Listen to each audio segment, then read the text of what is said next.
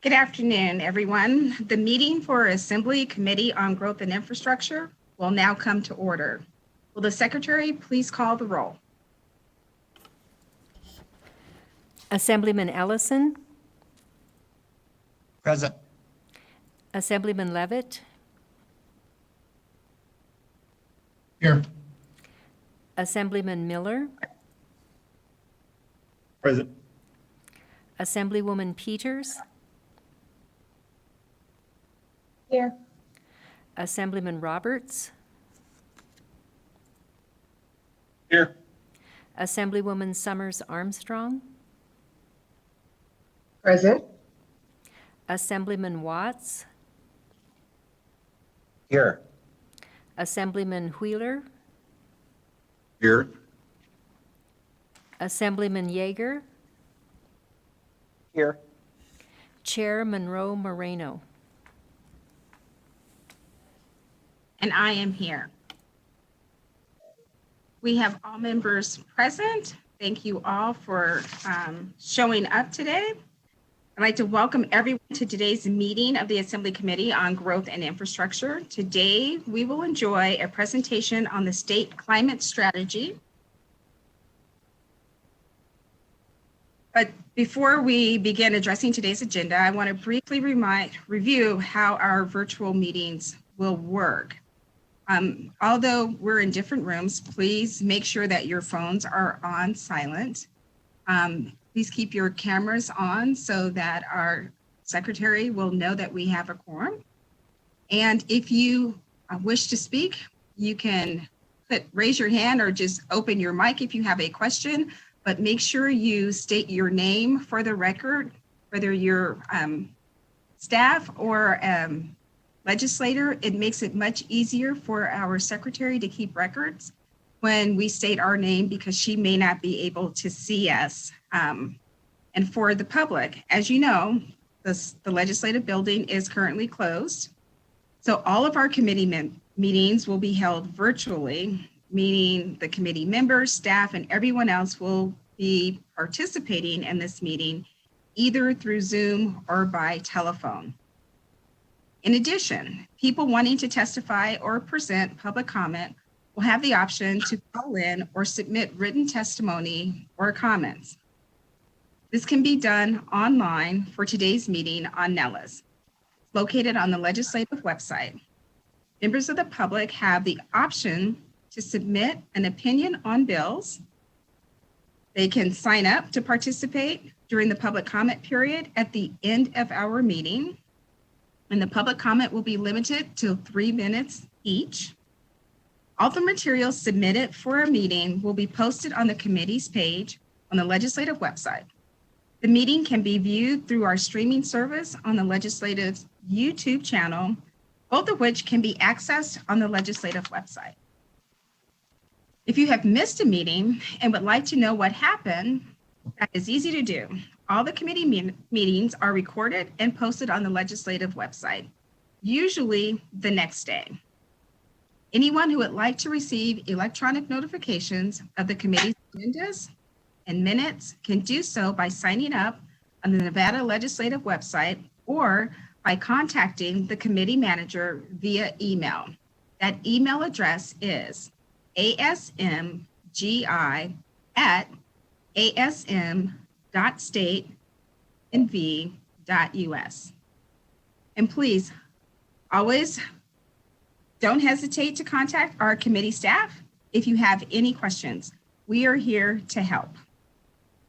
So today, I'm excited to have our first presentation for this legislative session.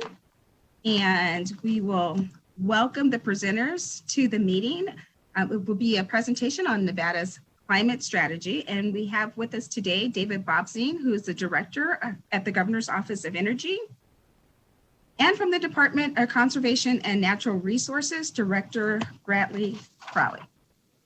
And David Lovato and Kristen Everett. So thank you for joining us here in this virtual floor meeting. So if you were there, I'd like the presenters to go ahead and get started. Thank you, Madam Chair. This is Brad Kroll, the Director of the Nevada Department of Conservation and Natural Resources. Can you hear me all right? You're just a little muted, members. Or can you hear him? Yeah, I can hear him. I'll speak loudly. We can hear you on this end. So, Madam Chair, thank you for, and members of the committee, thank you for convening this important hearing today to look at Nevada's climate goals, our challenges, and our opportunities. As I said, my name is Bradley Kroll. I'm the director of the Nevada Department of Conservation and Natural Resources. I'm going to attempt to share my screen here with y'all as we go through.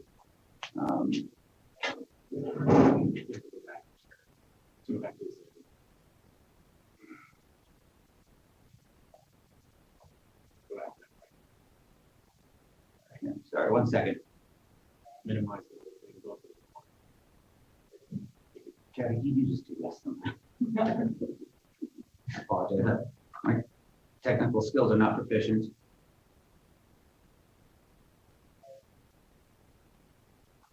So you didn't get the second share.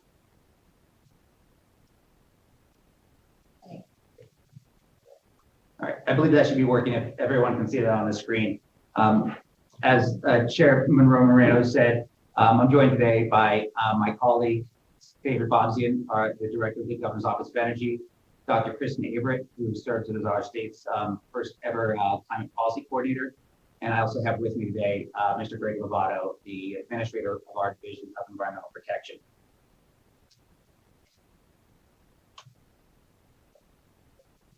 So to kick this off, as a reminder to folks, while Nevada has long been a leader in clean energy generation by way of our vast renewable energy resources and having one of the first and most aggressive renewable portfolio standards in the country, our work to further mitigate greenhouse gas emissions and address the impacts of climate change in Nevada have only recently begun in earnest. However, while we have much work to do to address climate pollution across all economic sectors in Nevada, this critical work also presents significant opportunities for Nevada's economic recovery, lasting economic diversification, and creating new, good-paying jobs through targeted investments in modern, climate-resilient infrastructure throughout our state. Our efforts to more broadly tackle climate change began in earnest in 2019 under Governor Sisolak's leadership when he joined Nevada with the U.S. Climate Alliance. As you'll see on this slide, the current membership of the Climate Alliance includes approximately 25 states with both Democratic and Republican governors, representing over 50% of the U.S. population. As an Alliance member, Nevada is committed to reducing our greenhouse gas emissions by 26 to 28% by 2025. And in exchange for adopting these targets, Nevada receives valuable technical and analytical support from the Alliance to help track our emissions profile and receive input for policy designs that may work best for Nevada.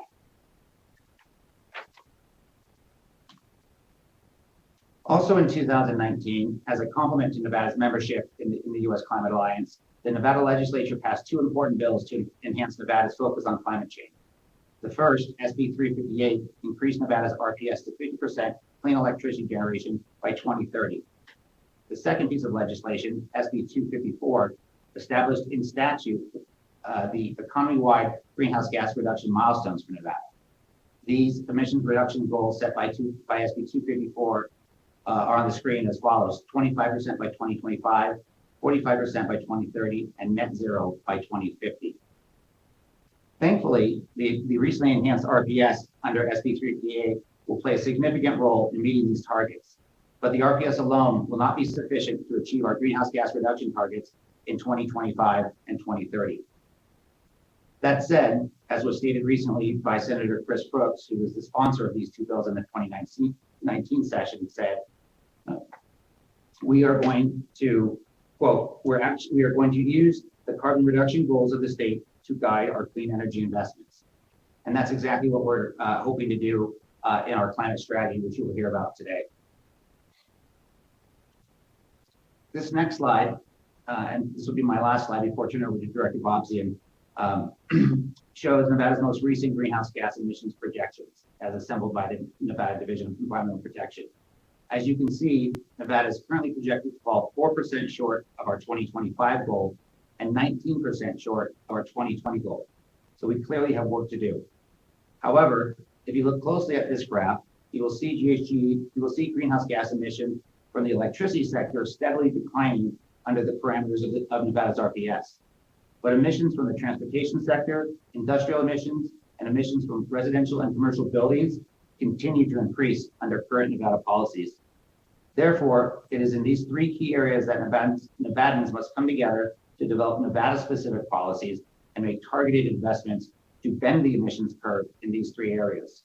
And we must do so as soon as possible if we hope to reach our near and medium-term goals in 2025 and 2030. With that, I'm happy to turn over to Director Bobzian to discuss actions we are taking now to mitigate climate pollution from various sources and articulate much more that needs to be done. Director Bobzian.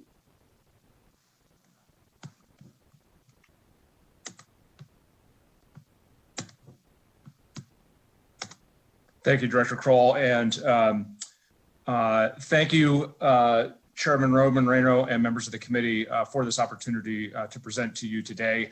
I would like to give you just a kind of a quick snapshot of where we are headed into this legislative session in terms of climate action initiatives. As Director Kroll mentioned, with the governors joining Nevada to the Climate Alliance, Governor Sisolak has taken bold action addressing the climate crisis, and that culminated in 2019, at the end of 2019, with Executive Order 2019-22, with the goal of moving beyond the renewable portfolio standard and electricity generation to focus on all sources of GHGs in Nevada across all of the different economic sectors. He tasked his entire administration to work on the challenges and opportunities behind addressing climate, and tasked both Director Kroll and myself and our offices as the leads in that effort. The key milestone for that executive order was the delivery of the state climate strategy, and that is what we're presenting to you today. That was to be delivered by December 1, and we met that milestone.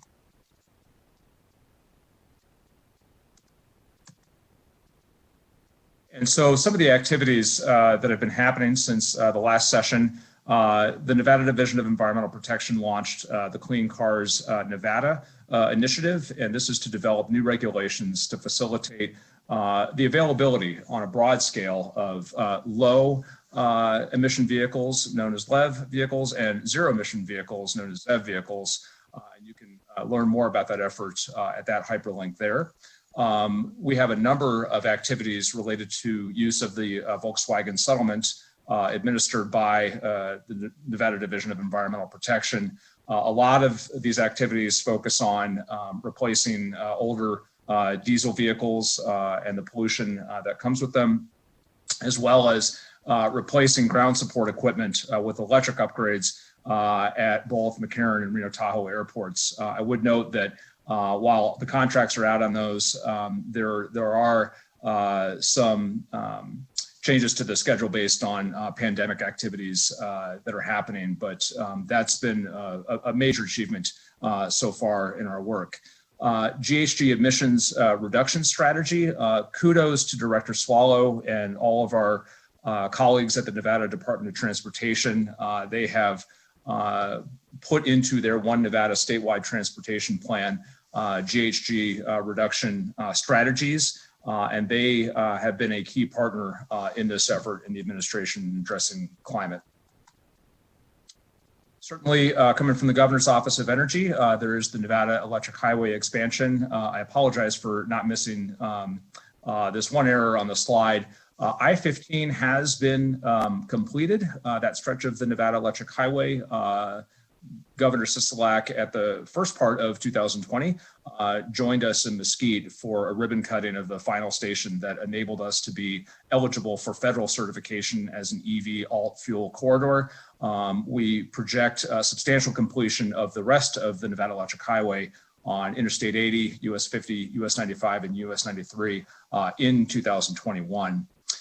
We have enhanced energy efficiency standards. Many of you will recall Assembly Bill 54 that passed unanimously last legislative session, establishing light bulb efficiency standards Those are now in place, and we expect to be able to realize an average Nevada household saving of over $81 a year. And lastly, the Public Utilities Commission, if you review their strategic report for FY 2020 to 2025, climate change is front and center right at the beginning of that report, and is a very important component to their work moving forward. And so with that, I'm going to turn this over now to Dr. Averitt, who, as Brad introduced previously, is our state climate coordinator.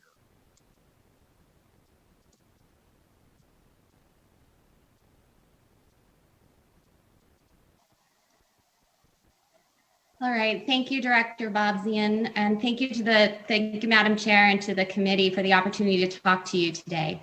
So, as Director Bob just pointed out, already seen quite a bit of action as it relates to climate change across the entire state. With the recognition of the need to tie everything that's being done together and to have a home for climate action, Governor Sisolak launched his State of Nevada Climate Initiative in August of 2020.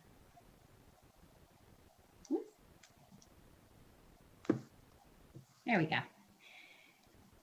So the Nevada Climate Initiative, it's really intended to be the home of climate action across the entire state. So with this in mind, we intentionally designed the climate strategy such that it would provide the scaffolding around which we could build the entire NCI, which is the acronym that we've been using for this.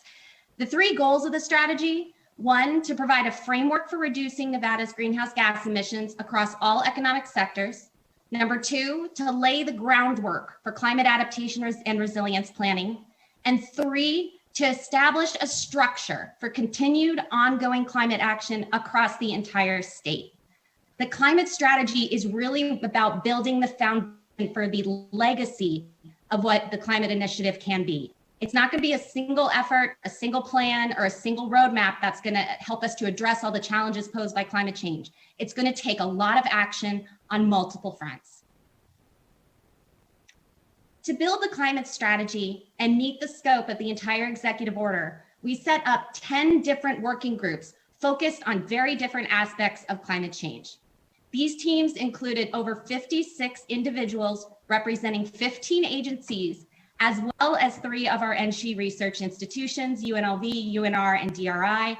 And it was also a pleasure that we were able to have 6 students who were contributing to the climate strategy.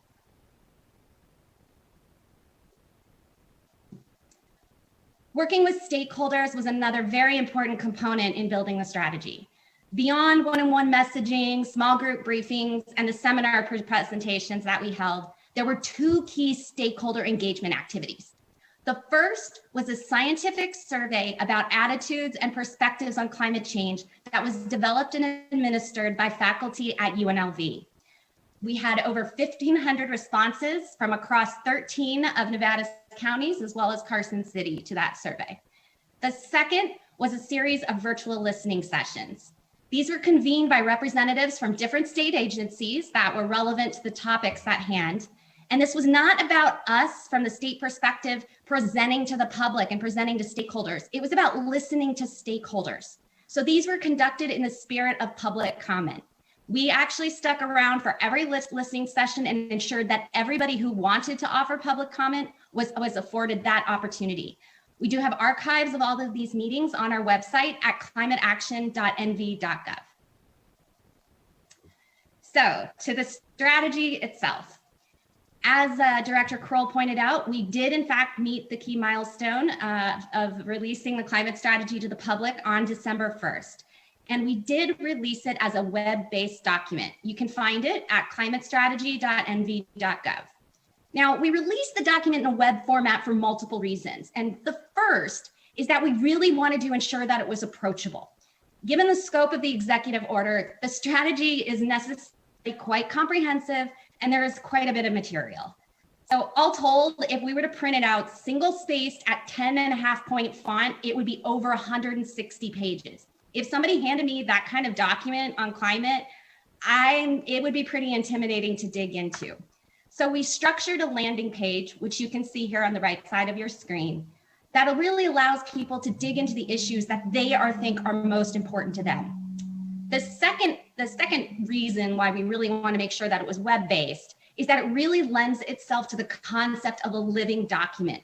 This strategy is intended to be used. We want to be able to update different components. We want to be able to add to it. We want to be able to ensure that it is up to date with the latest science, the latest insights, and the latest information about what actions are being taken at the state level.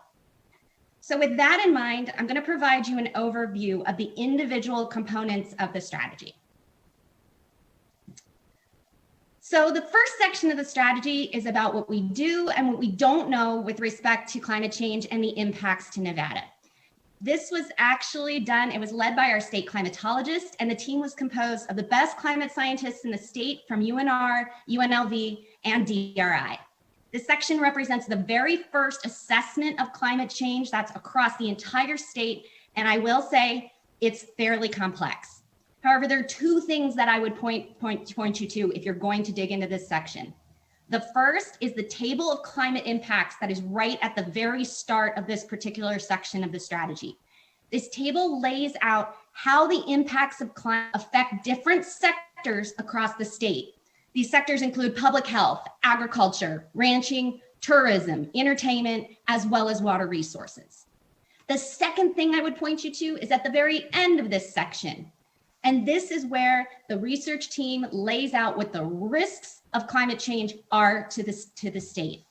All told, this component of the strategy really is the baseline work that's necessary to ensure that Nevadans are resilient to the impacts of climate change so that we can really dig in and assess our risks and our vulnerabilities and plan for the future. The next section of the strategy is about what Nevadans think about climate change. It includes the initial results from the scientific survey about climate that was conducted by our colleagues at UNLV.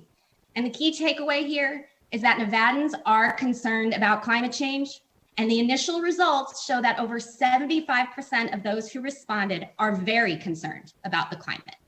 And drought is the topic of greatest concern. This was somewhat surprising because this was actually administered during the massive wildfires and all that really poor air quality that we experienced in the late summer and the fall.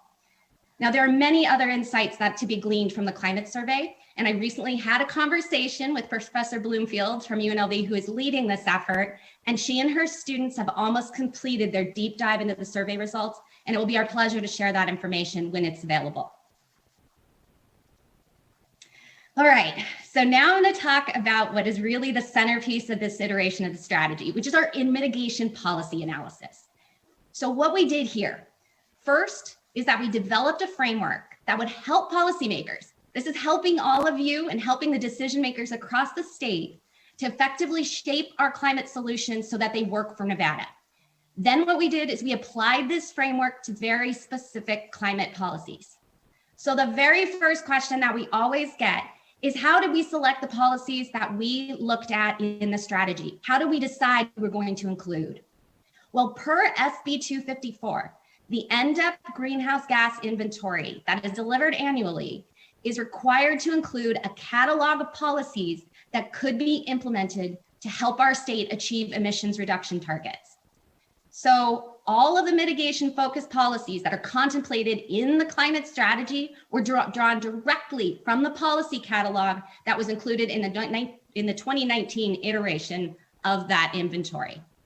So for convenience, we included on our website the relevant text from that policy catalog, and we provided links to the different parts of the strategy where we addressed the relevant policy, the program, or the concept that was laid out in the NDEP document.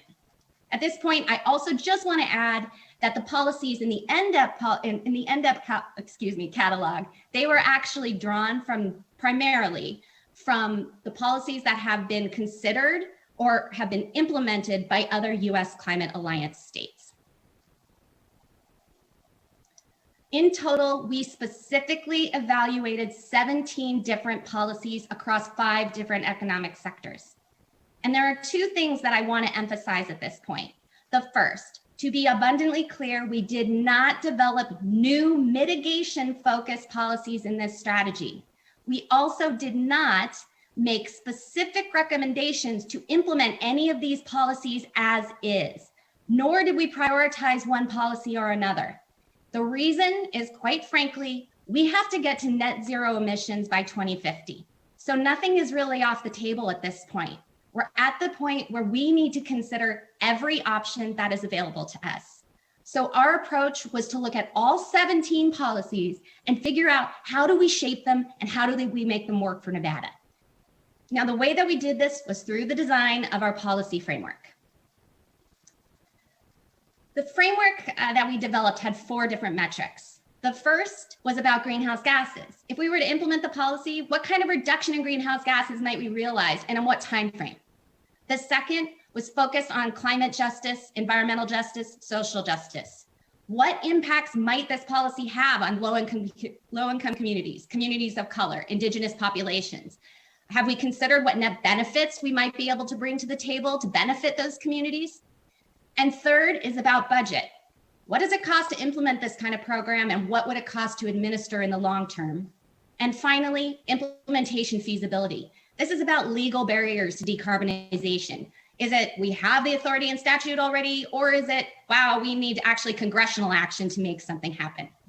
So now what I'm going to do is I'm going to walk you through a couple examples about how this framework can work for you, how it can work for the decision makers and the policy makers to help shape policy.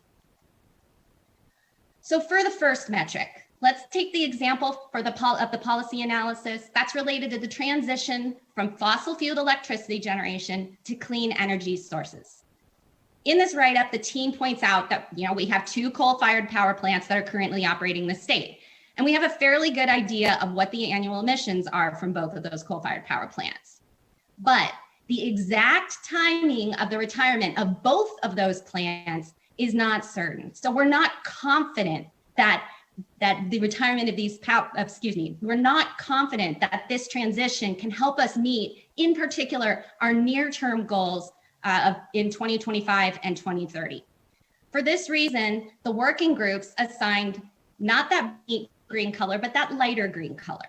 Now, again, because this is not bright green, this is not an indication that we shouldn't move forward with this policy. In this case, the working group and the team is pointing out that if we're going to use the transition from coal-fired generation to clean energy to meet our near-term targets, there may need to be guardrails put in place that would help us direct timing of those retirements. So the climate justice metric. In this one, let's consider the analysis for the transition from residential and the commercial use of natural gas. In this case, the research clearly shows that the use of indoor gas appliances, and specifically gas ovens in particular, can compromise indoor air quality. In fact, children are particularly vulnerable, and those kids that live in households with gas stoves are 42% more likely to have asthma than those that do not. So this transition could have very outcomes. On the other, we heard clear from a lot of Nevadans who were concerned about the costs associated with replacing natural gas ovens. So issues that need to be discussed and need to be reconciled and balanced. However, we do have to get to net zero 2050, and that does necessitate a transition from natural gas. So the third metric, this is about the economics, and we took a slightly different approach here. What we did was we actually looked at the investments that others are making in order to support the implementation and the administration of these types of policies. So in other words, what kind of appropriations are other states making? How many FTEs do they need to administer these programs? And we provided that information to give an idea of what kind of investment might need to be made here in our state to implement these programs once they're shaped. And then finally, the implementation feasibility. This content was the content for this particular metric, it was actually led out of the AG's office in collaboration with faculty and V. Boyd Law School. And for this particular policy, which is about energy labeling and energy audits, the team really laid out where the authority to make this should exist. And then they laid out a fairly clear path forward for implementation. And in this case, it would require legislation. So this is intended to provide a guide for how we could actually implement the policies moving forward. So moving on to the next section of the strategy, complex challenges for Nevada. Now, reducing and ultimately ameliorating all our greenhouse gas emissions while preparing and planning for more extreme droughts, but also extreme, more frequent and larger floods, with rounded out by longer, bigger wildfire seasons, also recognizing environmental justice issues. Tackling climate change is complex and it is complicated. If it was easy, we would have solved it already. We would have designed what we need to do to move forward. But finding solutions is not insurmountable. It can be accomplished.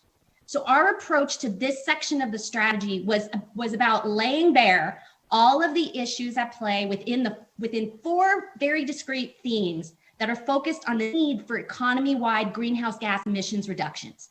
The 4 themes: transportation transformation, transmission planning and grid modernization, urban planning and green buildings, and land use and natural and working lands. So by laying out all of the complexities, acknowledging stakeholder concerns, this allows us to identify who's invested in these issues. I mean, who cares about them, who's impacted, and who has the authority, who has the influence to help us implement the solution, or develop solutions. Helps us define who needs to be at the table, who needs to be involved in discussions, and with the ultimate goal of developing a suite of policies, programs, and plans that are harmonized across different levels of governance. Because make no mistake, it's not going to be a single federal action, state action, or municipal action that is going to solve our problems as they relate to climate change and help us navigate the future. It's going to take everybody working together.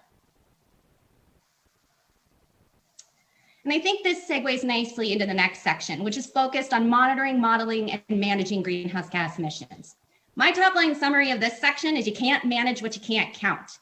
Now, we're all aware that NDEP has its greenhouse gas inventory, and they're really cataloging everything statewide. However, there's a relatively long list of entities who are developing or have already developed their own greenhouse gas inventory process.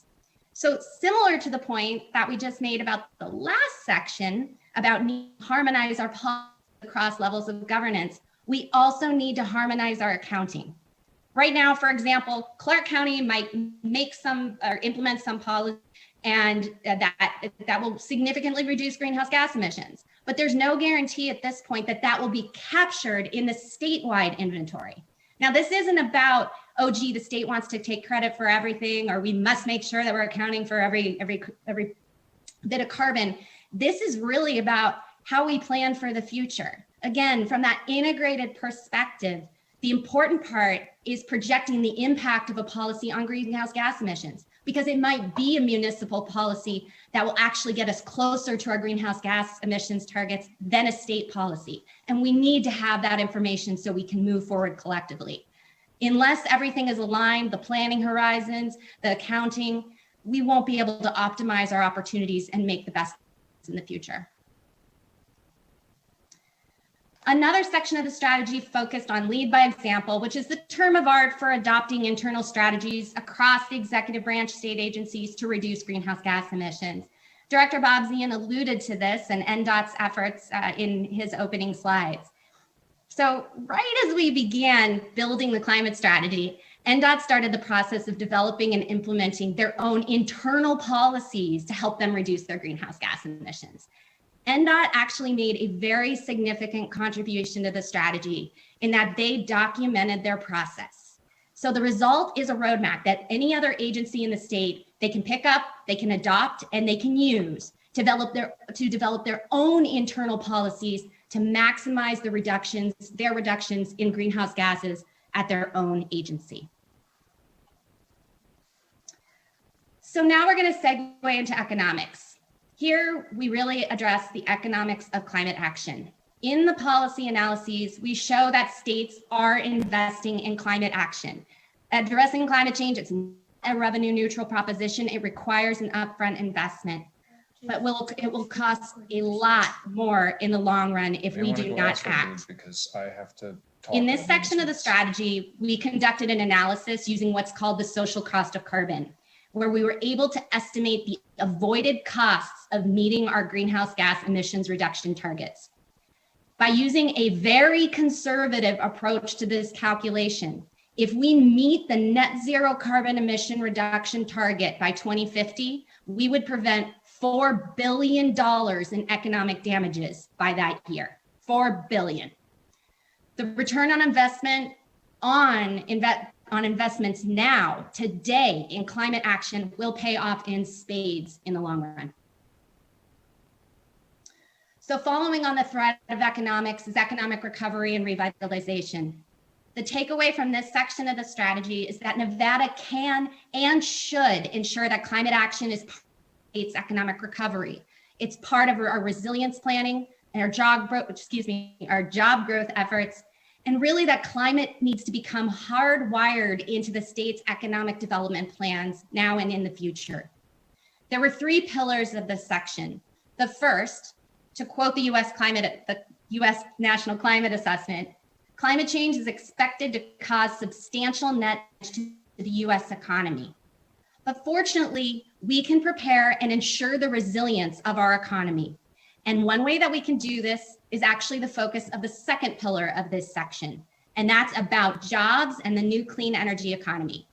There are tremendous opportunities to amplify job creation, be it through clean energy technology, transportation, water conservation technology. Nevada can truly demonstrate we have the capabilities and we're uniquely positioned to demonstrate how to mobilize a clean energy economy across multiple sectors. And finally, workforce. The NSHE institutions, in particular the community colleges, can support building a workforce and ensuring that we're retraining our workforce for these emerging industries, those that we know are coming down the pike and those that we don't know about yet. But we know that there are going to be massive innovations on the horizon when it comes to clean energy. And the research institutions, they can contribute further through additional R&D and innovation that directly connects with our climate action goals across the state.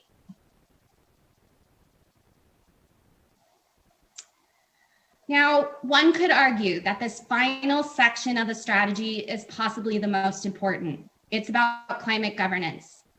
If Nevada is going to be positioned to really respond to climate change, a robust governance structure really needs to be put in place. Now, based on the positive experiences of other states, as well as insights from scientific research, there are 6 guiding principles that should be adhered to when developing a climate-focused organizational structure. The first, intergovernmental and interagency coordination.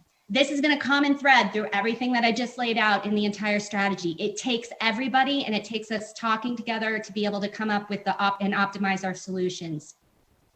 The next is stakeholder and community engagement. Now, in this iteration of the strategy, we did our best with respect to stakeholder engagement, but we can and we should and we will do better moving forward. This is particularly important as we address environmental justice issues. Because it's very clear in order to develop solutions, we need to make sure that the right people are at the table from the start, not that they're brought in later, but they're there from the beginning. The third, science-based climate assessment. The science is evolving rapidly, and we need to ensure that we understand the risk profiles as they are changing in real time. We need to be up to date and able to move and pivot on a dime, which brings us to the next principle.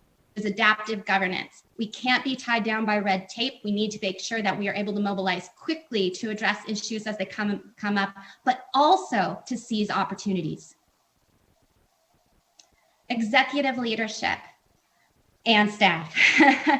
These need to be specifically focused on climate. Planning for climate change is not the same as planning as traditional planning. There's much more risk to balance, and there's a lot more uncertainty. It's a different approach. It takes very different expertise. Excuse me. And it also requires, excuse me.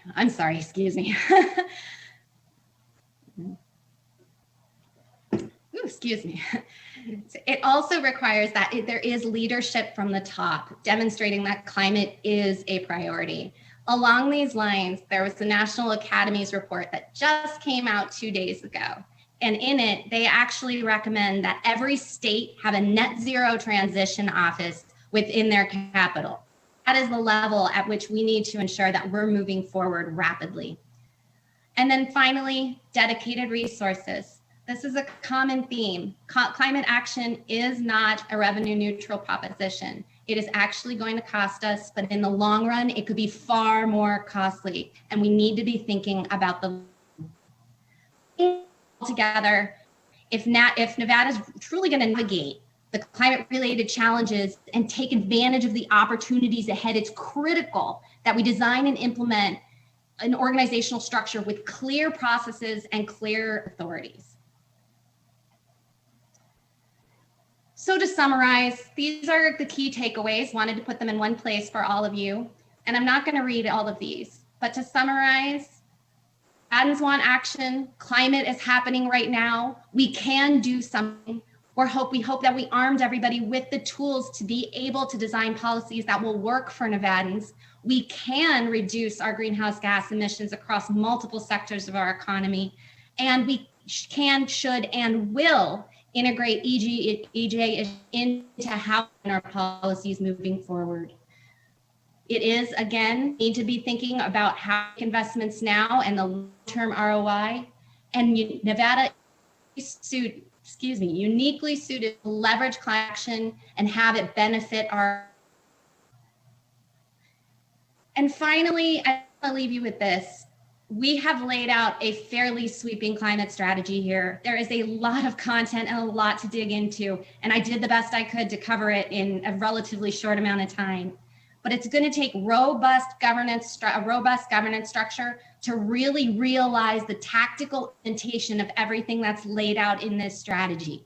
A durable organizational structure to focus on climate will ensure that the scaffolding that we've really built with the strategy results in a long-term legacy around the Nevada Climate Initiative. So with that, I'd like to turn it over to Directors Bobzian and Kroll to talk about our critical steps. Thank you, Kristen. Madam Chair, members of the committee, this is Brad Kroll, Director at the Nevada Department of Conservation and Natural Resources, and I'll try and bring that last slide up. But basically, we there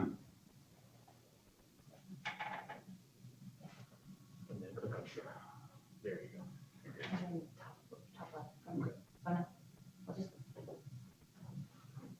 So basically, now is the time. We've set the stage with the climate strategy and other efforts that we can do under existing policies, but now it's time to look at what more we can and should be doing. So this is an invitation from us to want to work with you to develop Nevada-specific policies that are smart, that will enhance economic development, while also helping us reach our climate goals. And so with this product, and Kristen, Dr. Averett did amazing work pulling this together. We hope to use it as the basis and the roadmap to engage in smart policymaking with you as legislators. And unless Director Bobzian has anything to add, we're happy to answer any questions and look forward to working with each of you.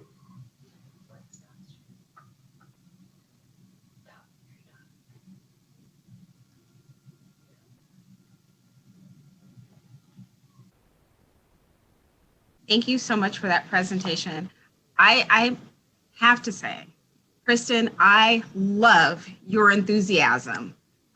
You can see the energy, and I guess to play on words for this committee, but oh my goodness, thank you. Thank you. You made what some people might think was boring. You made it really exciting and kept everyone's attention. Thank you for that. And thank you all for the work that you all have been doing. We have had an interesting interim since our last legislative session, but you all have come together and done great work. I've heard this presentation once before and it still makes me energized. I must say though, I'm not giving up my gas stove just yet, okay? I love my gas stove. So let's tell families that may be listening how we can help getting, when you look at slide 4, we're falling short for our 2025 and our 2030 goal. So I'd like to have a conversation of what we can do for those families that might be listening online, watching us online. what we can do better on everyday things to help us get closer to that, because I don't want to fall behind on what our goals are. Those little things that we can help, and then the big picture things of, as the policy wise. But I know we also have a number of our members that have questions, but I just wanted to let you all know I'm very impressed with the work you're doing, and I'm loving the energy in the room right now. So our first person for questions will be Assemblyman Yeager. Thank you so much, Madam Chair. And, I just want to repeat what our chair said. I mean, fantastic presentation. Thank you for the enthusiasm. And I'm just very, very impressed that you were able to get all of this done during the global pandemic. When this climate strategy document first arrived in my inbox, to be honest, I was quite surprised when I opened it up and saw how long and comprehensive it was. So I just want to say thank you. I know it wasn't easy. And so, really, I just have one question with maybe two parts, if you'll allow me, Madam Chair. And that question is, in terms of outreach, it sounds like you did quite a bit with the survey from UNLV and then reaching out to interested persons.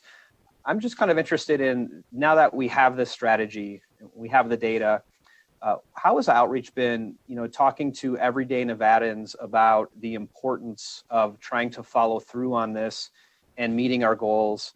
And sort of related to that, I don't know if you've experienced this, but I found when you're trying to convince people to do things that avert economic damages or avert costs, sometimes it can be hard to get buy-in for that because as human beings, we tend to look at the immediate and want to quantify things right away. And it can be hard to make people change behavior when we're looking at, 10, 20, 30, 40 years down the road. I think we all know it's important, but the execution can be pretty difficult. So I just wondered if you could touch a little bit on what outreach is now to Nevadans and how to address that question of stressing the importance of acting now so we don't have to do things 30 or 40 years from now.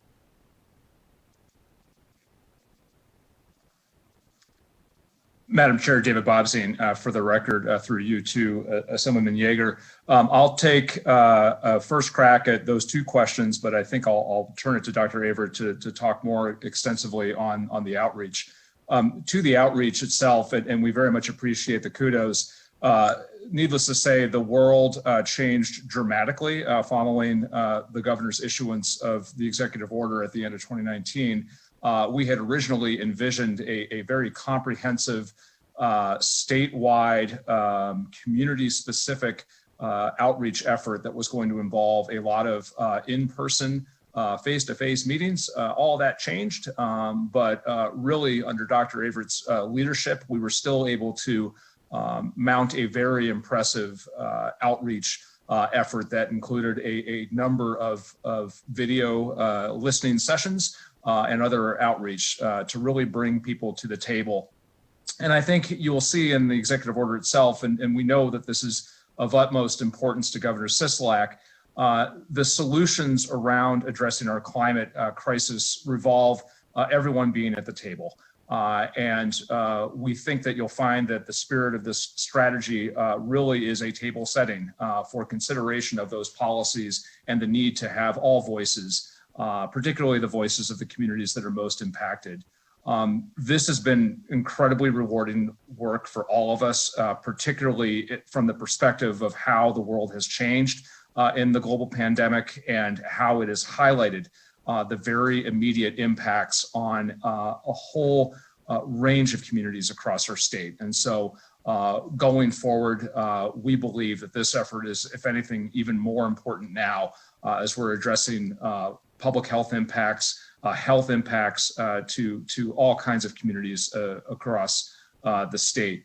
I think to your question about those longer term investment discussions and when they are timed and the concept of no regrets solutions, things that we can start down the path on now that we know that we can build upon. Again, the 2050 goal that this legislature established in 2019 of near zero or net zero emissions is a very tough one, but it is doable. But it's going to require a long-term scale of action and thinking. And so, Chair Monroe-Moreno, I hear you about your stove.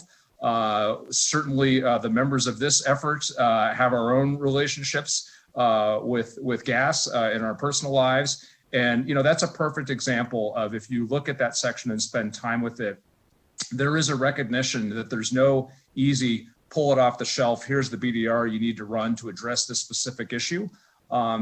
Certainly, it is well understood, and I heard from an executive from the American Gas Association this morning at a conference I was at about the long-term bridge opportunities that gas provide. Nonetheless, it does produce greenhouse gases. And so, what is that long-term transition strategy? How does that work? And that is a perfect example of the complicated policy questions that are in front of the legislature, regulators, et cetera. Though there are assets, there are investments, there are benefits currently that the public enjoys, but at what point do the downside of those benefits outweigh those? And so that is hopefully that's responsive to your cost and investment question, Assemblyman. But with that, I may turn it over to Dr. Averett in case I missed any of the details that you should hear about outreach, but then also what's next, because this is not done as a strategy document, and we are very hopeful to continue it into the future. Great. Thank you, Madam Chair, and thank you, Assemblyman, for the question. And yes, so first, a little bit about that public outreach component. Since we dropped the strategy in December, we of course wanted to make sure that we're available to all of you for what you need. And so please do reach out to us, because we are available to provide what information that we can. And in terms of the reaction from those that we have had the opportunity to present to you about this, the logical question is, this is great, what's next? And that is really what we're hoping to figure out as we move forward. But I think, as I hope came through in our presentation and a briefing on the strategy, in my professional opinion, what I think needs to be next is designing and implementing a governance structure. We need to get to work very quickly, very rapidly, to address all the emerging challenges that we laid out in that strategy. And we really don't have a lot of time to spare. And so we look forward to working with different folks across the government to make sure that we design that and we figure out a way forward, because we really don't have much choice in the matter. And that's all. Thank you, Madam Chair. Thank you, Assemblyman Yeager. Next up, we're going to have Assemblywoman Peters. Thank you, Chair. So this is, of course, near and dear to my heart, and part of the reason why I ran for office, and one of the areas that I'm really excited to be participating in policy changes within.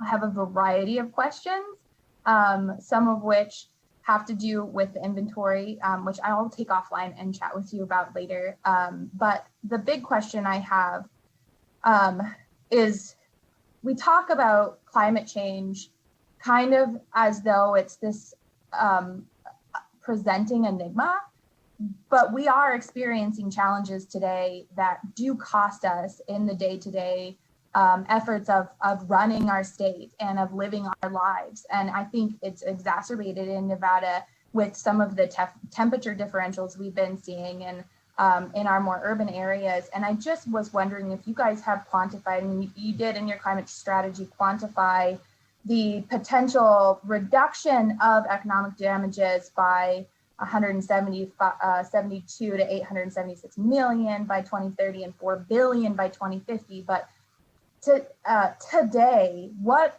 do those costs that we're incurring look like? Do you have that information that you could share with us? And you know, I want to talk about, I guess, what we're really spending today that's impacting the state budget scenario we're in today, and how important it is that we invest in these areas now, not in 5 years or whenever we can get to it.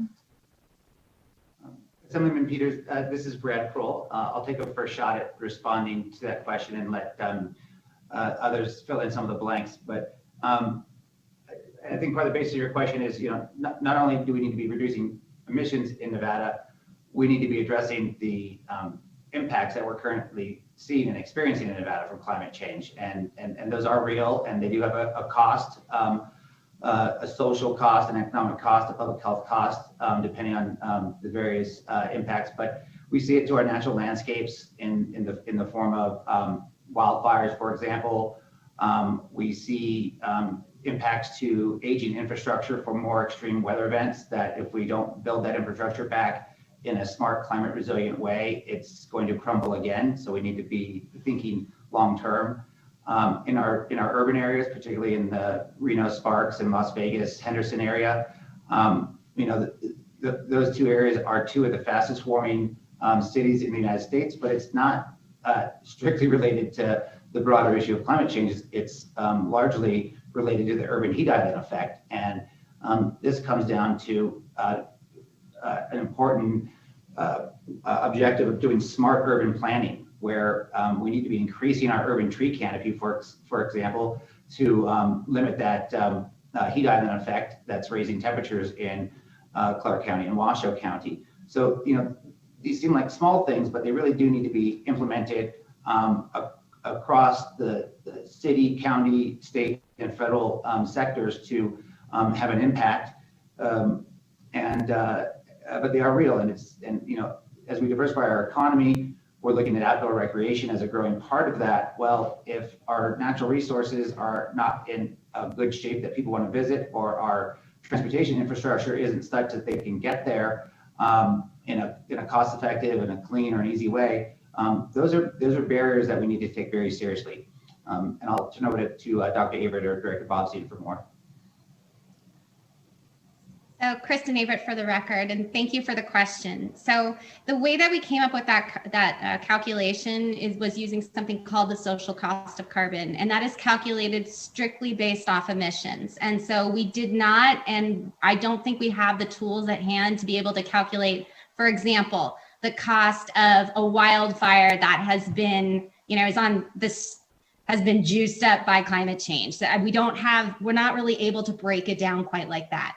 That said, if you actually look at the cost of weather-related events in the past, that cost, the number of billion-dollar events that are happening every year in terms of impacts on our economy are increasing steadily through time. But it's very hard to really go through that attribution and say, this is an additional cost that's been realized because of this very, very specific event.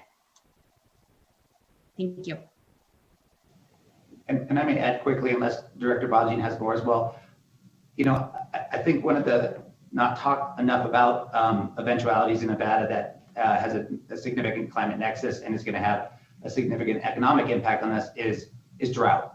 I'm worried more about drought than I'm about wildfire and floods, because many models have us in a long-term drought right now, and water is the lifeblood of our economy and our community in Nevada. And we're already the most arid state in the nation. And if we're facing more arid conditions due to climate change, we're in real trouble on a number of fronts. So drought is something that we're also thinking about drought in the form of water security, we're thinking about in a very serious way. Thank you for those responses. I know that personally, I've spent more money on cooling my house in the last couple of years than I ever have before.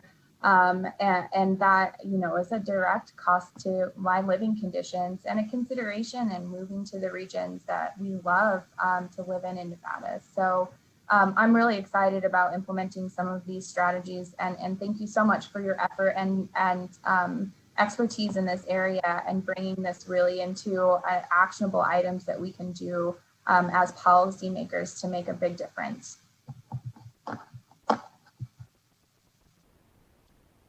Thank you for the question. Assemblywoman Summers Armstrong. Thank you, Chair. My question directed to any one of you who are on our panel today. I have a couple of them, if the Chair would indulge. The first one is, why are commercial and residential uses put into the same category?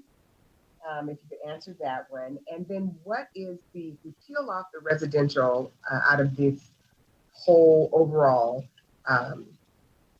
contribution to GHG, what is the residential contribution to the overall climate, to overall greenhouse gases? And third is, I just would like a response to the trying to get coal-fired electricity generation offline, but how then do we deal with the delivery of electricity? I have a son who is a sort of a little engineer kind of science mind, and I can remember when he was in junior high school, we were talking about delivery of electricity and how we lose so much. And if we're going to use different processes to do that, how do we retain the strength of that so that we're not losing it and then having to do whatever it is a lot just to get electricity from, one place to another? And thank you. Excellent presentation. I'm so impressed. You did a wonderful job, Ms. Everett, and I'm excited about this topic. So, Assemblywoman Summers Armstrong, I'm going to suggest that Director Bobzian take the last part of your question, and then Greg Lovato, our NDEP administrator here with me, take the first two parts of your question. So Director Bobzian, please go ahead. I'd just like to remind everyone before you speak, please make sure you state your name for our secretary who's not in the room and can't see us and won't recognize everyone's voice. Thank you. Roll for the record. Thank you. And thank you for the reminder, Madam Chair, and through you to the Assemblywoman David Bobzien, for the record, Director of the Governor's Office of Energy. I think I got your questions down. I think the first question was about how we differentiated, particularly when it comes to gas, the difference between the use of gas for generation of electricity and the other category, which is commercial and residential use. And yes, for purposes of thinking about burning it at a distributed endpoint use, whether that's in a commercial setting or whether that's a residential setting, that is certainly very different from its use to generate electricity. And so that's where we start from there. I think Director Lovato will go more into the modeling part of that. But if you were to look again at slide 4 that shows the greenhouse gas emissions, this chart in particular, I think is very instructive for this high level discussion because it shows the tremendous progress that has been made on the policy front by previous legislatures, particularly the last legislature, in setting that aggressive RPS. And because of that, we've seen more and more renewables enter the energy mix. Prior to that, there had been efforts to retire aspects of the coal fleet. And I think that what you're seeing now is between policy making state by state, as well as just the overall economics of operating a coal-fired power plant, that coal is certainly on a steady decline at this point. And in many cases, and I think in Nevada, it shows, we've had replacement by renewable resources, as well as natural gas resources. And so the recommendation about the long-term trends transfer from natural gas and other fossil fuels that are still part of the electricity mix. In many ways, again, we've made so much progress with the RPS, you can see that steady projection of a downward trend, but there will still have to be concerted effort and attention on eventually transitioning from gas for electricity. Now, some of that is technological, certainly the evolution of battery technology. Southern Nevada in particular, these are exciting times for the deployment of utility scale solar projects that are coupled with battery storage, being able to dispatch power on a time horizon that exceeds when a solar panel is collecting sun, so that it becomes more like a gas-fired unit that can provide energy at a moment's notice. Certainly, future evolution of that technology for longer time horizons of battery storage, the importance of geothermal energy as a dispatchable resource, that all comes into play as we're considering the ultimate retirement of all coal assets. I think your question about transmission is a very important one, and that'll prompt my favorite answer. It's complicated, but certainly what you see and what we've already seen, particularly in Southern Nevada, with the retirement of assets in Clark County, is that we have, almost across the street, certainly solar development that has popped up. So your distance wire-wise isn't necessarily any different, but you actually tap into a very important question for Nevada long-term and ultimately an opportunity that we are a keystone state when it comes to the geography and the resource mix to serve load in neighboring states, to be able to benefit from different generating resources, whether it's wind from all the way from Wyoming to serve our needs in Nevada when the sun isn't shining, the ability for us to pull power from the Pacific Northwest. And that is a transmission question, and how we work with other states in a regional setting on that overall Western grid and transmission. That is a very important topic. It's one that my office is a part of in terms of moving that conversation forward on a regional basis. And so stay tuned on that. That's it's one of my favorite topics. But I think I'll turn it over to someone who really knows what he's talking about, and that's Director Lovato, who can dive in a little bit more on those questions you had about creating the buckets for consideration. Thank you, Director Bobzian. Assemblywoman Summers Armstrong, Greg Lovato, NDP Administrator for the record.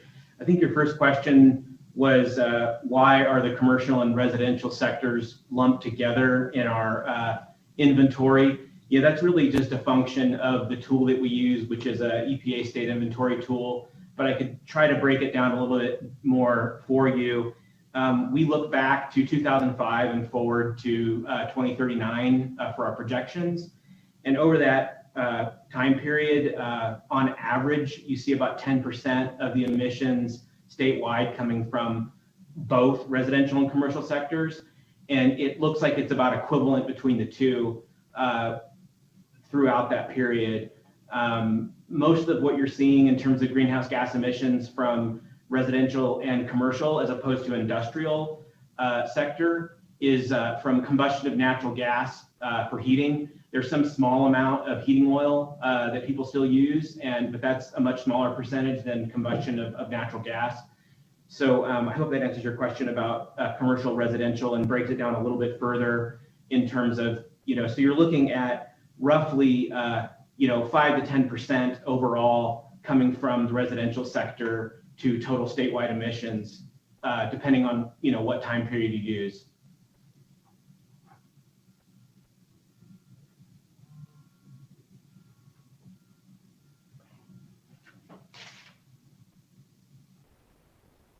Thank you all for those answers. I appreciate it. This is Assemblywoman Summers Armstrong.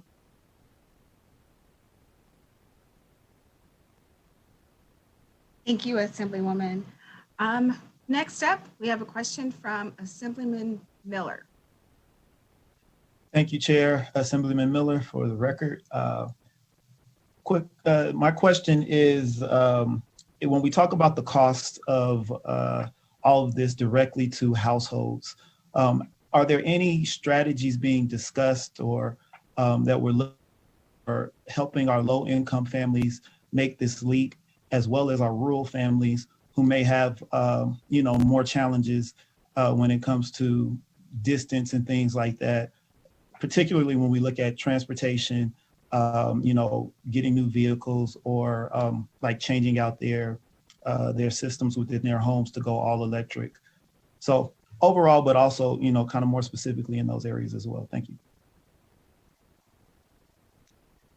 Kristen Averett for the record, and thank you for the question, Assemblyman. So one thing that I did not cover in the presentation was the broader opportunities to really develop resources in the state to support climate action. In the same section where we calculated the social cost of carbon, which is the economics of climate action, we have a long catalog in there of the opportunities for federal resources to support climate action.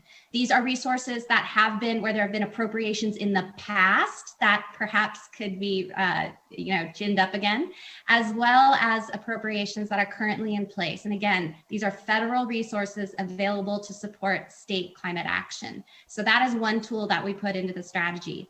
The second is that we lay out in that section really kind of the basics of carbon pricing.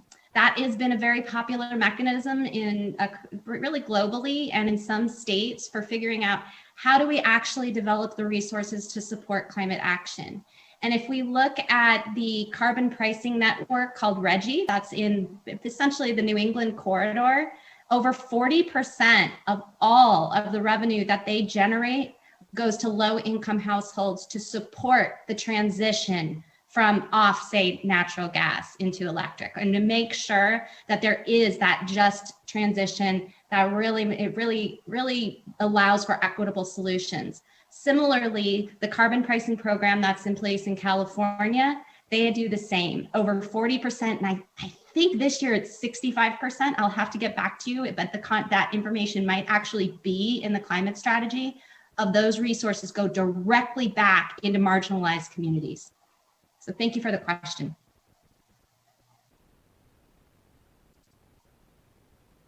Assemblyman Miller, did you have a follow-up? No, I think I'll look through the strategy and the study more, and if I have questions, I'll follow up later on. Thank you. Thank you. Okay, next up I have Assemblyman Watts, Vice Chair Watts. Thank you so much, Madam Chair. And thank you, Dr. Abrett, and everyone else for the presentation. Very excited to see this climate action continue to move forward. So I have a few questions, if the chair will indulge, and they are kind of continuing to focus on what are the next steps. And so one of the things that I appreciate is, you talked a little bit about what other states are doing in terms of restructuring kind of some of their government operations to incorporate climate. And you also mentioned how the Department of Transportation has incorporated climate explicitly into how they're planning and executing their work. And I think you noted on one of the slides that 15 agencies were involved in some way in the creation of the strategy. And so I was wondering if if any other agencies either already are or are in the process of incorporating climate more explicitly into how they plan and create their internal policies and programs and initiatives. Vice Chair Watts, Brad Kroll for the record. I'll take the first shot at that and let others jump in if need be. So we're at the stage right now where various executive branch agencies are at varying levels of incorporating climate into their activities and their operations. I will just frankly admit that some probably haven't done any of it. Some are farther along, like NDOT. But what's really needed is what Dr. Abrett mentioned, is that the part of climate governance is giving direction explicitly to the executive branch agencies about what types of things they should implement to lower their emissions profile, save money, quite honestly, by having more efficient vehicle fleets, for instance, having more efficient buildings. And we discovered during this COVID-19 pandemic that our systems at the state level were very antiquated, and we weren't prepared to go all digital as quickly as we did. As quickly as was being required, and we're still struggling with it, quite frankly. So as the state puts more investment into upgrading our infrastructure within government agencies, we can do that with an eye towards lowering our greenhouse gas emissions profile. And we should do that because, quite frankly, that near-term investment is needed for basic operations for one, but two, that near-term investment will pay off with medium and long-term savings.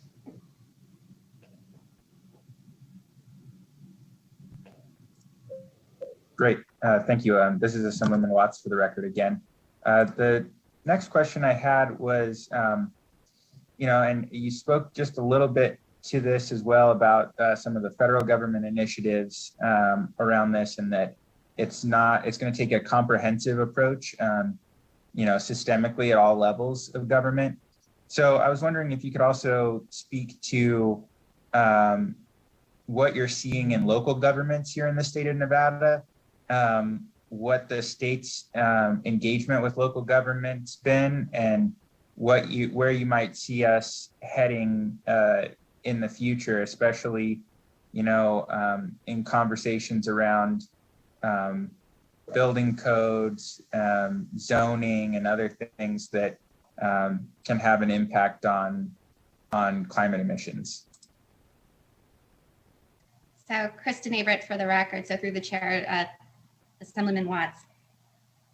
There have been multiple conversations already across the municipalities. We've talked with multiple cities, with multiple counties about how we were building the strategy, what we were doing moving forward. We were trying to elicit what are they doing with respect to climate or climate resilience, climate mitigation, and whatnot.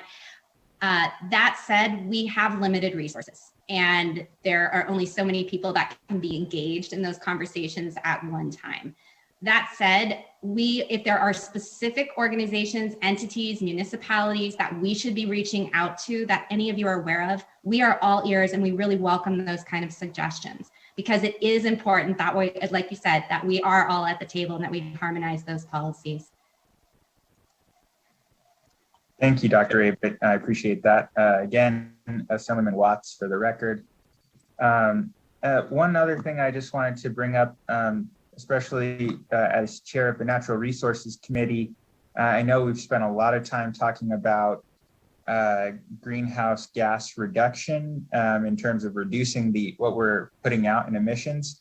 But, I know that the inventory also mentions carbon sequestration and capture, and the role that habitat restoration and enhancement can play in that. And so I was just wondering if you could speak to that a little bit more and provide any additional thoughts that you have in that area as part of the strategy to get us towards net zero. Vice Chair Watts, Brad Kroll for the record. I'll take the first part of this. So in terms of greenhouse gas capture from power plants, that's one element of this. But in terms of sequestration in Nevada, I think we have plentiful opportunities that we can hugely build upon. Our landscapes are amenable to providing more sequestration of greenhouse gases than they probably are now. That being said, we're still doing some pretty important and necessary data collection and analysis, because a lot of the work that's been done on the work of landscapes in sequestering carbon has been focused on forest landscapes, not so much on scrub brush, rangeland, sagebrush landscapes. So we are doing, we have a grant right now with the American Forests to do some cooperative work in this area. And there is some money in this budget proposed by the governor for our Division of Natural Heritage to look at this, study this issue further and find out where our opportunities and our challenges are across Nevada for enhancing sequestration of carbon.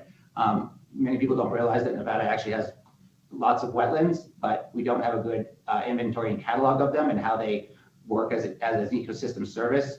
So we need to look at our sagebrush, our rangelands, and our wetlands in terms of what opportunities there are for sequestration. And personally, I would like to see our very successful to date efforts in preserving sagebrush habitat for the benefit of the sage grouse as incorporating a carbon component in those mitigation projects that we do. Thank you for that, Director Kroll. I appreciate that. I think there are some other areas where we could incorporate climate into some of the other habitat work that we're doing. And I appreciate you noting the need for us to study and understand how other landscapes other than just forests can assist in that effort. So I appreciate all the work that you have all put into this strategy. I'm looking forward to working with members of this committee and others who serve on Ways and Means as we look at some of those budget items. And you know, I have a couple of bills coming up that are related to some of the areas discussed in the climate strategy. So appreciate the invitation to work in partnership with you and the executive branch as we continue to progress in this area. That's all I have, Madam Chair. Thank you. Thank you, Vice Chair Watts. You asked a few of the questions that I was going to ask.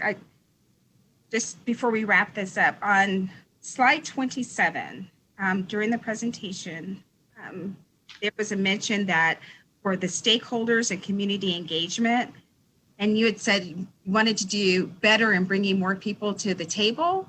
Could you just let us know who those people should be that aren't involved now or that were not involved in putting this report together, or organizations? So, Madam Chair, Kristen Averett for the record. I would say it's what I felt was more that I would have liked a little bit more outreach, in the sense to let people know that we were working on the strategy and to get them engaged. And it was just very difficult. I hate to use the pandemic as an excuse, but as we were starting this up and starting to ramp this up, it was very difficult to get messaging out that wasn't kind of focused on one topic. And so it's really, again, this is part of that assessment that we addressed in the complex challenges component of the strategy of, hey, we're working on this. We need to get the word out. What do people care about? And there are people that don't even realize they're working on climate issues, but they are. And we need to try and bring people into the fold. We did our best, and we need to do better again, to try and get the word out there, and particularly to engage marginalized communities, whether it's Latinx, Black communities, as well as our rural communities, to try and engage in that conversation. And so I think just letting people know that we are moving forward on climate action and we want to hear from them, and that outreach is going to be really important to get that out, to get that message out there. Then we can help identify all the people that want to be at the table. They just need to know that there's a table there first. So hopefully that answers your question. That does answer my question, and it leads into my last question, or maybe more of a comment. I love that you said that, the outreach into different communities. When on that same screen, slide 27, when you spoke about the executive leadership and staff and the net zero transition office, as you look to where that's going to be located, I think it would be beneficial for the state. We have learned as we've lived through this pandemic that we can work from anywhere and communicate from anywhere within the state because we've been forced to do it. I would like to see, as we move forward in the build out of that office is located closer to those communities that you were not able to get in communication with, because I believe that if that office is located closer to those communities and those urban core areas, you would get more buy-in from the communities around that office because they would feel more engaged. Chair Danielle, Chair Monroe Moreno, Brad Cole for the record. If you can help us receive or identify resources for an office like this, we will put it wherever you want and put your name on it. I don't have to have my name on it, but you should have never told me that because I will definitely find it. All right. Well, I have no other members that have questions or have asked for questions. No, Doctor, go ahead. Please go ahead. No. Okay. Madam Chair, if you're offering for closing remarks from the panel, I would love to take a crack at them.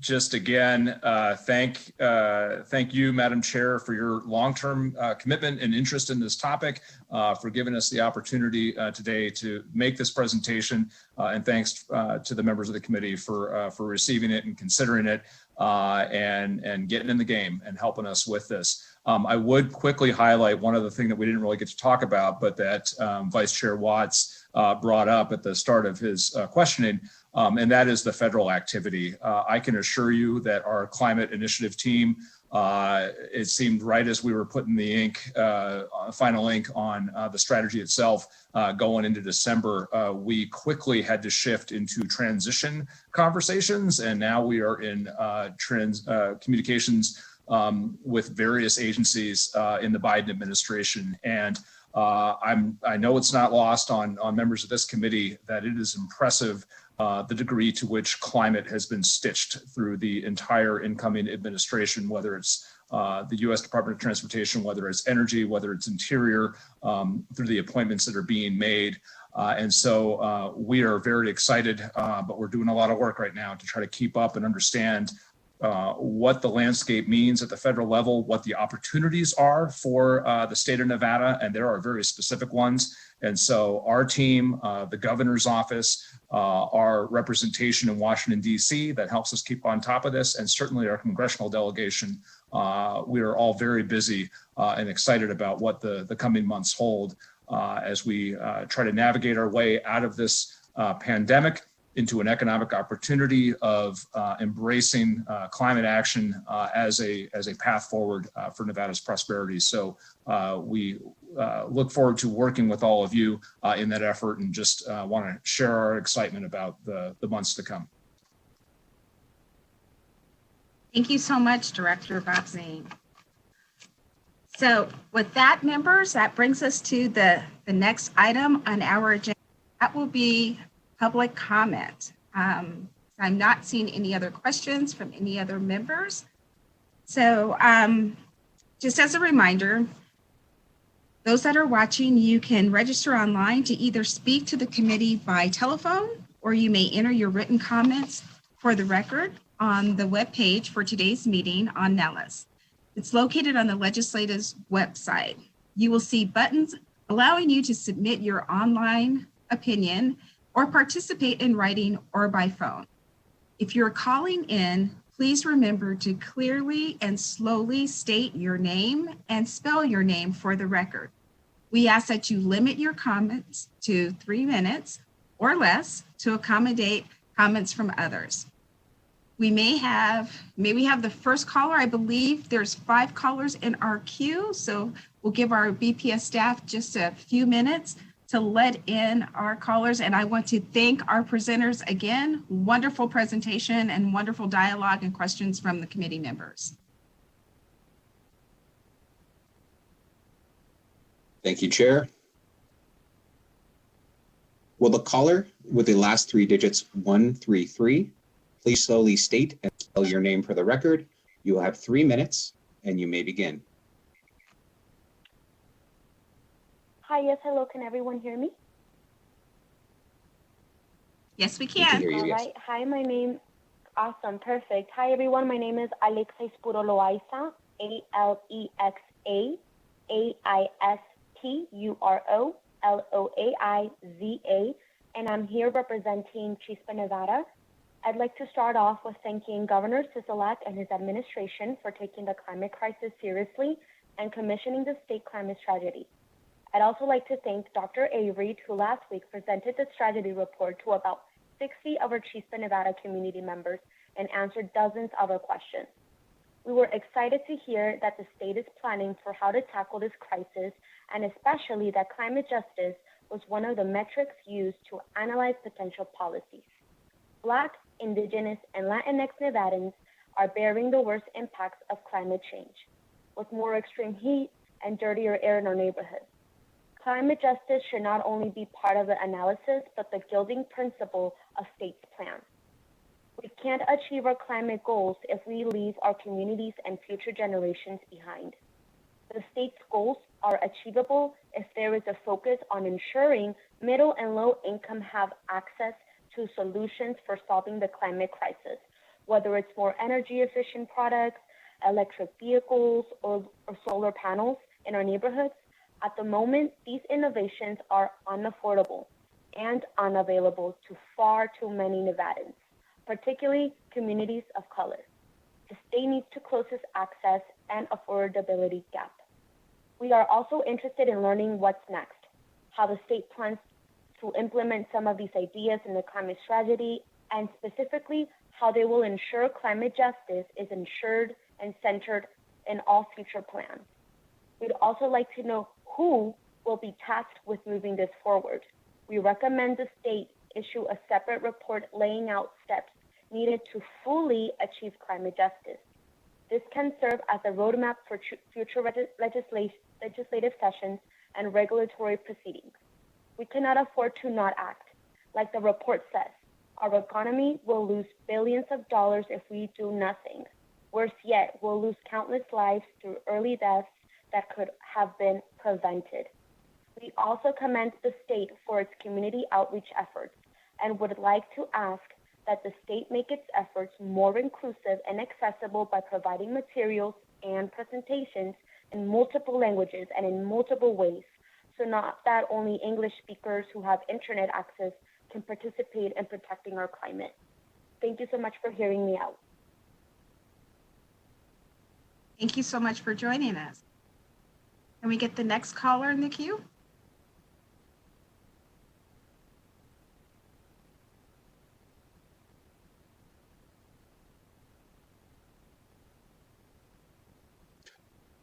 With a caller with the last three digits 133, please slowly spell and state your name for the record. You'll have 3 minutes. You may begin.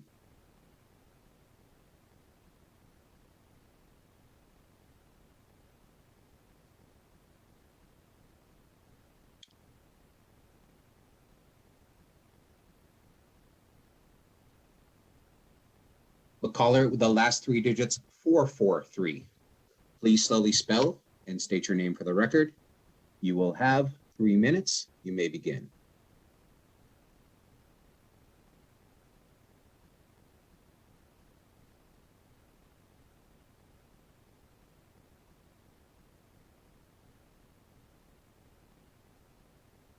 Will the caller with the last four digits 549, please slowly spell and state your name for the record. You will have 3 minutes. You may begin. Hi, my name is Sarah Steinberg. That's Sarah. Steinberg, Steinberg.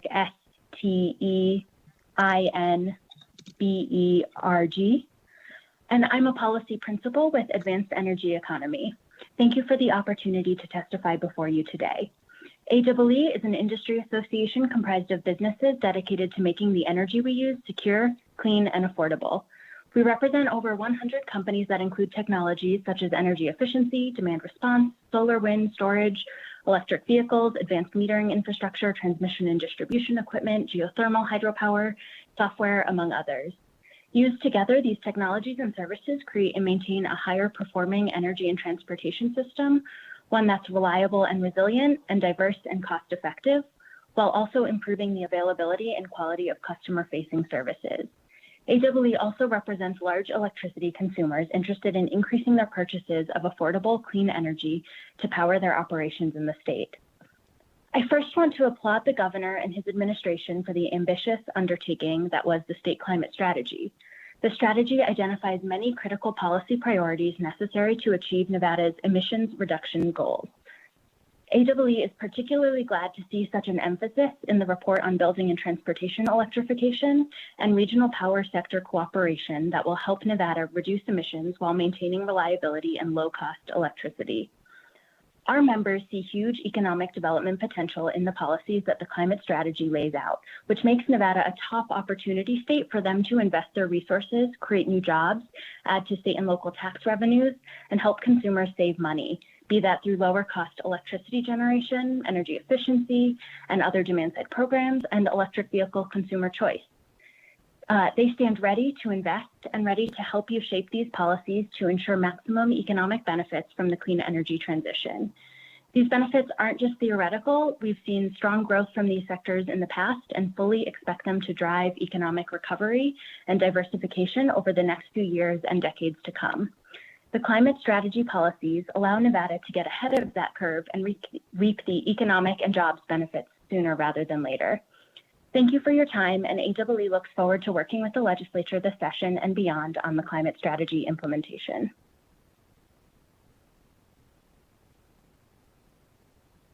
Thank you. Do we have any more callers in the waiting room? Chair, we have 2 more callers. I will queue them up shortly. Thank you.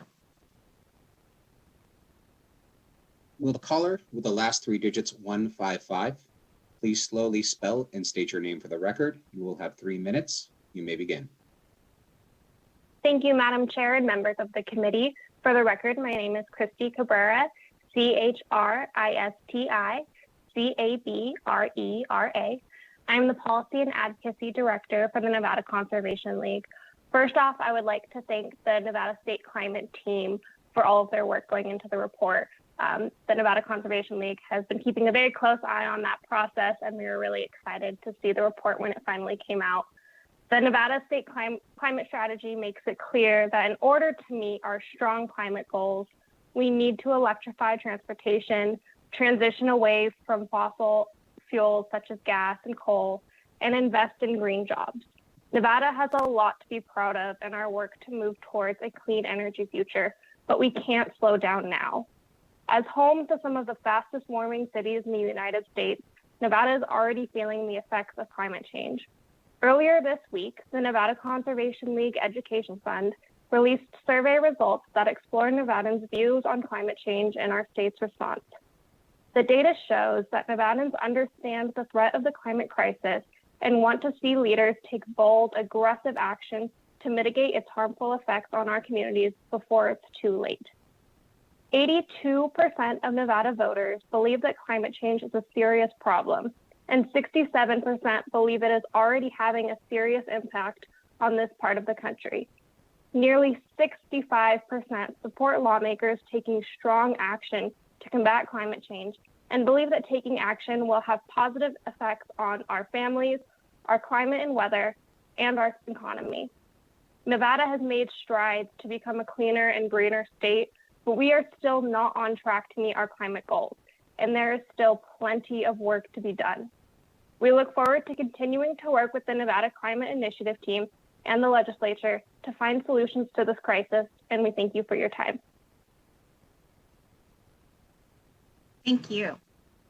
Next caller.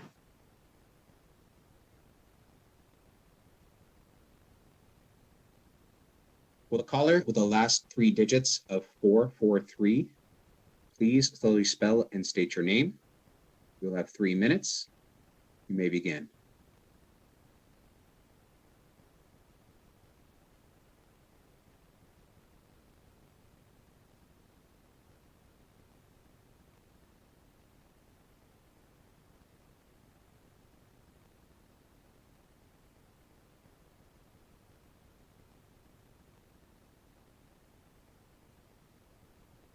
Chair, it appears that this caller is having trouble unmuting.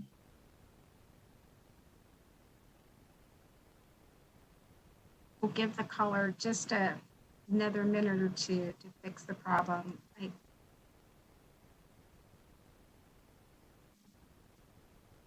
With all of the meetings virtually, we may be having a little difficulty with bandwidth, connectivity, and things, so we will be patient.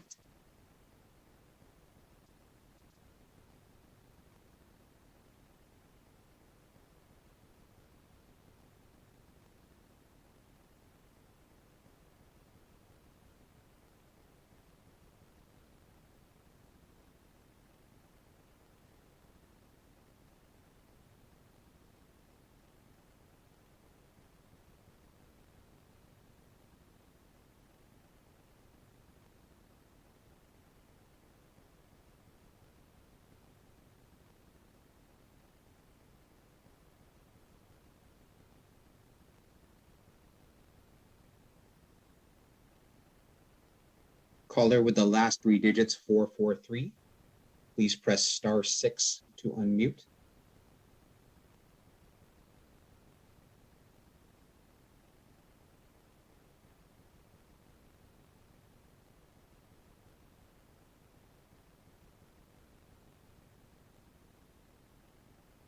Chair, the caller has still not unmuted.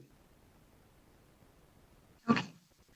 Well, I thank everyone that was able to get through on the public comment line. For those of you that were unable to get through, I apologize for that, but I encourage you to send us your written comments that we can add to the records for this meeting. And this is just the first of a number of meetings for the committee. And I encourage you to continue to join us on Tuesdays and Thursdays at 1:30 p.m. for very interesting discussions on this committee. But if you were not able to get through today, I do apologize. Please send us your written comments. And again, you can reach us through Nellis on the legislative website to get the call-in number and the meeting ID. So if there's no one else in the waiting room, that will conclude our meeting today. And thank you for everyone that did participate through public comment, to our presenters, to the committee members, and especially to our broadcast staff. Our next meeting for the Assembly Committee on Growth and Infrastructure will be Tuesday, February 9th at 1:30. We'll have several presentations from agencies that are involved in Nevada's transportation sector. So with that, members, this meeting is adjourned. I wish you a great rest of your day. And we'll see you next.